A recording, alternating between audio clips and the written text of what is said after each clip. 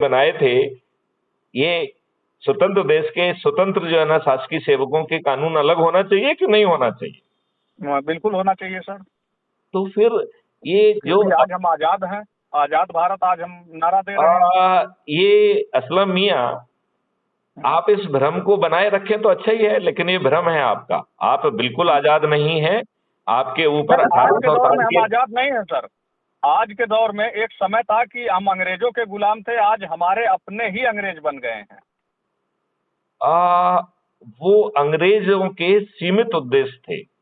उन्हें आपको बिल्कुल लूट कर आपका पैसा अपने देश में पहुंचाना था। बिल्कुल। आज के जो ये राजनेता हैं, ये आपको प्रताड़ित कर रहे हैं, ये आपको छलावा कर रहे हैं। ये जाति, धर्म, संप्रदाय और संकीर्ण राजनीति के आधार पर इनको जो है शॉर्टलिस्ट किया जा रहा है।